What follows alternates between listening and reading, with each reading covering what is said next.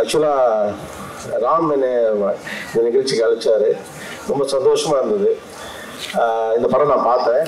ஆக்சுவலாக இந்த படம் என்ன மாதிரி எனக்கு ஃபீல் ஆச்சு அப்படின்னா என்னன்னு சொல்லப்போ, நான் இதோட ட்ரெய்லரை பார்த்தப்ப நான் திரும்ப போயிட்டு நம்ம வேற ட்ரெய்லரை பார்க்குறோமா இது ராம் படமா அப்படின்னு முதல்ல ஒரு சந்தேகம் வந்துச்சு. அப்புறம் திரும்ப போய் பார்த்தேன் அதோட மேக்கிங். ஆக்சுவலாக ஒரு படைப்பாளி எப்படி வேண்டுமானாலும் அவருடைய திறனை அந்த காலத்தின் தேவைக்கேற்ப மெருகூட்டி கொள்ள முடியும். Relevance is much more important than எக்ஸ்பீரியன்ஸ்ன்னு அடிக்கடி சொல்லுவேன். அந்த காலத்திற்கு நம்மளால் ரெலவெண்ட்டாக இருக்க முடியுதா அப்படின்னு சொல்லிட்டு, அப்புறம் தனிப்பட்ட முறையில் நான் சில நேரங்களில் ராம் சாரை பற்றி பேசினப்போ அல்லது மாறிலாம் பேசுகிற பகிர்ந்ததெல்லாம் கேட்டப்போ ரொம்ப நகைச்சுவை உணர்வு உள்ளவர்.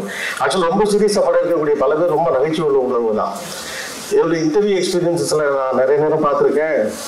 ரொம்ப சீரியஸான பொலிட்டீஷியன்ஸ் நம்ம நினைக்கிறவங்களாம் ரொம்ப மனதுக்குள்ள ரொம்ப ஜோவியலான ஒரு மனநிலை இருக்கக்கூடியவங்க தான். அவங்களால தான் அந்த மாதிரியான நுட்பமான உணர்வுகளையும் சொல்ல முடியும். இந்த படம் ஒரு லைன் சொல்லுதுன்னு எனக்கு தோணுச்சு. இந்த very purpose of life is living. வாழ்வதின் முதல் நோக்கம் வாழ்வது தான். அர்த்தமுள்ள பேச்சுகளை விட விளையாட்டான ஸ்வீட் நத்திங்ஸ் தான் வீட்டை வந்து ரொம்ப மேன்மையானதாக மாற்றுது அப்படின்னு நான் நினைக்கிறேன். ரொம்ப நுட்பமாக எப்போ பார்த்தாலும் அந்த விஷயம் அந்த வீடியோவுக்கு ரொம்ப ப்ரொடக்டிவாக பேசணுங்கிற ஒரு காலத்தை நோக்கி போகிறப்ப இந்த மாதிரியான படங்கள் ரொம்ப அவசியமானது அப்படின்னு தோணுது. மனிதன் மகத்தானவன், ராமோட வார்த்தை தான். மகத்தானவர்கள் சிம்பிளானவங்க இருக்கலாம், சாதாரண குறைகளோடு எளிமையான சிக்கல்களோடு அது ஜெயிக்க முடியாத நபர்களாகவும் கடந்து போகலாம். இந்த பறந்து அந்த ஈகோ எல்லாத்தையும் உடைக்குதுன்னு தோணுது. நீ கட்டாயமாக ஒரு பர்ஃபெக்டான ஆளாக தான் இருக்கணும் அப்படிங்கிற ஈகோவை உடைக்கும். சிறு தோல்விகள்லாம் தோல்விகள்னு எடுத்துக்க வேண்டிய கணக்கு இல்லை. அதுவும் வாழ்க்கையுடைய ஒரு பகுதி தான். ஒரு மனிதன் வெற்றி பெறுவதற்காகவும் சாதிப்பதற்காக மட்டுமே பிறந்தவன் அப்படிங்கிற மாதிரி உலக ஒரு திசையில் ஓடுறப்போ வாழ்வதற்காக தான் மனுஷன் பிறந்திருக்கான்னு சொல்கிற ஒரு படமாக நான் இதை பார்க்குறேன். பட் இப்போ இருக்க ஒரு ஜென்சிக்கு அல்லது அடுத்தடுத்த ஜெனரேஷனுக்கு ஏற்ற மாதிரியான ரொம்ப லைட்டாக ராம ஒரு இன்டர்வியூ பண்ணேன். அப்போது நான் கேட்டேன், எனக்கு 2 ராம் தெரிகிறாரு. நான் இதுக்கு முந்தைய படைப்புகளை பார்க்குற ராமும் இந்த ராமும் வேற இல்லை, அதே ராம் தான், அது ஒரு இன்னொரு வெர்ஷன் இது அப்படின்னு அவர் சொன்னார். ஸோ அப்படியான ஒரு படமாக இருக்குது. ஸோ பெரியவங்களுக்கு எவ்வளோ தேவை, சின்னவங்களுக்கு எவ்வளோ தேவை அப்படிங்கிறதையும் தாண்டி ஓவராலாக இப்போ இருக்கக்கூடிய ஒரு சூழல் இருக்குல்ல, இந்த சூழலுக்கு இந்த மாதிரியான படங்கள் அவசியப்படுது அப்படின்னு நான் நினைக்கிறேன். இளம் இயக்குநர்கள்லாம் அதுதான் தொடர்ச்சியாக பகிர்ந்தாங்க. they got excited because ஒரு காலத்துடைய சூழலை ஒரு படைப்பு அதை வந்து அந்த கோணத்தில் நமக்கு அதை சொல்லணும். சில நேரங்களில் வந்து மிக முக்கியமானது எதுனா, ஒரு பாப்புலிஸ்ட் ஐடியாவுக்கு எதிராக ஒரு உண்மையாக இருந்தால் அதை பேசணுங்கிற துணிச்சல் தான்.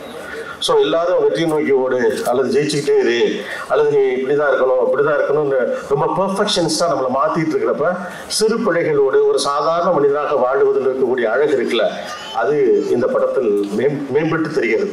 அதை ராம் தனக்கே உரிய விஷயத்தில் சொல்லிடுவார். ராம் டச்சுங்கிற இந்த ஒரு பாட்டிலே நான் பார்த்தேன்.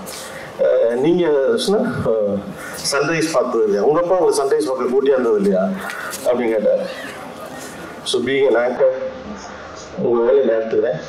இயக்குனர் பாலா அவர்களை அன்போடு வரவேற்கிறோம்.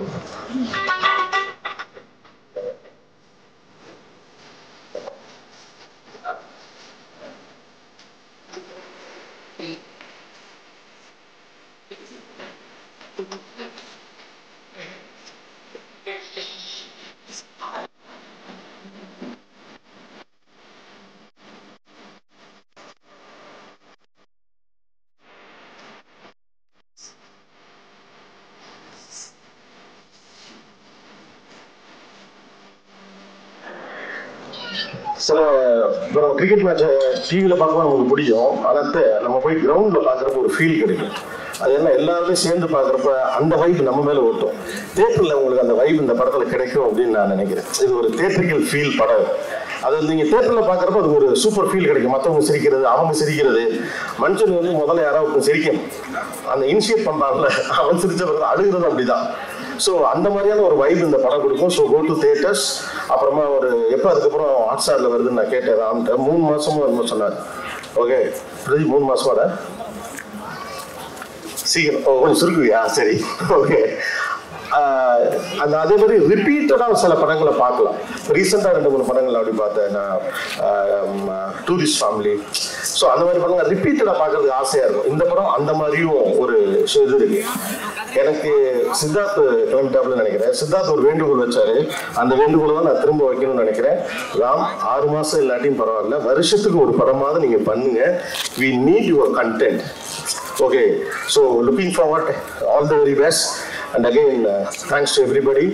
அண்ட் இது அகெயின் சித்தார்த் சொன்ன மாதிரி எங்கள் படம்னு நாங்கள் சொல்லலாம், பிகாஸ் ஹாட் ஸ்டாரோட படம். எல்லாருக்கும் வாழ்த்துக்கள், கலைஞர்கள் அனைவருக்கும் வாழ்த்துக்கள். சிவாக்கு ஸ்பெஷலாக ஓகே, எனக்கு இன்னும் நல்லா ஞாபகம் இருக்கு. ஒரு மம்முட்டி ஒரு இன்டர்வியூ எடுப்பார், எங்கள் படம்லாம் பார்த்துடாதீங்கன்னு. இந்த படம் மம்முட்டியே பாராட்டுவோம் உங்களை.